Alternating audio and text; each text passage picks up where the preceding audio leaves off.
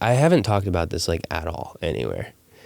I, in 2023, had a psychosis episode, which was insane. Like Brought on by what?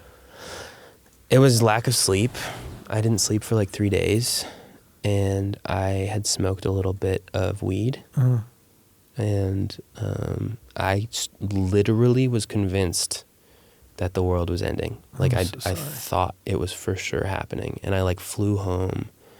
I was telling my parents this, and they were like, what is going on? Like, it was crazy. And they took me to the ER. I was placed on a 12-hour hold. And I tried to run out, and like security had to grab me. And like, it was crazy. And so like that was like probably the lowest. When was this? 2023, spring of 2023. Had you start making music by then or no? I had, yeah. Can you explain what it feels like to be in that state, like mentally? It felt so real. It felt like I was sure. Like I was like very sure that the world was ending, and I was like, I needed to save everyone, and like it was really crazy. I can't, like, it's a weird, like, thinking back to it, because it feels like a dream, or it feels like a haze or something, but it really happened. And I was like, I don't know, I think it was almost euphoric. Like, I felt like this was my, like, it felt like the feeling of, like, playing a big show or something. Like, it was very strange. Like, I need to tell everyone, and I need to go home, and I need to tell them that the world's going to end, and we need, like, I had this whole vision of, like, having, like, my family get into an RV and drive across the U.S., and we had to tell everyone that it was really weird. It was so weird, and I knew that I had to, like, do this to, like, save everyone, and that all of my work and stuff with Why Don't We, it was all leading for me to have this moment in the world to save the world. And it was like very weird that like my brain got to that point, and to have that and then be so off and so wrong, and being held down by security in a hospital and like sedated, like, was crazy. So how do you come out of it? It took a long time.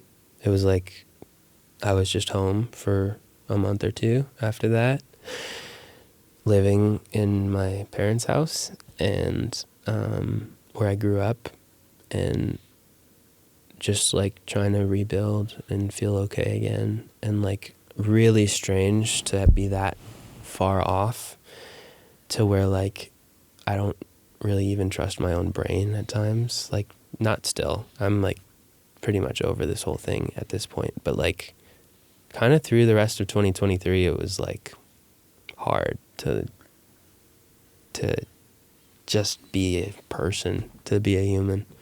So I think then pushing through all that, and like that's I think why I've leaned so much into faith, and like into this. The only reason I'm here right now is because it's not because of me. And if I thought I had to do all this just by myself, I couldn't. Like, yeah, it's like it's part of the whole thing. So how do you fully realize that what you're believing isn't real? The world's not ending. There's no RV. When life goes on, I was like sure of it. Like that at that moment, like we were all gonna, like, at some point I thought like rocket ships. We were gonna get in rocket ships and fly somewhere. Like, it was crazy. I don't know how it got there. Is it like a bad trip that doesn't end? But I didn't take. I mean, I smoked like a little bit of weed. Yeah, but not sleeping for 3 hours will 3 days. 3 days. Sorry, Jesus. What I will 3 say days will is rearrange your chemicals. that's what happened. So I was at that point. I was like really focusing in on the lawsuit that was happening, and I was like reading all of these documents from everything, and I was like trying to write. And that's right when ChatGPT was like taking off. So I was trying to like have ideas with ChatGPT, and I started.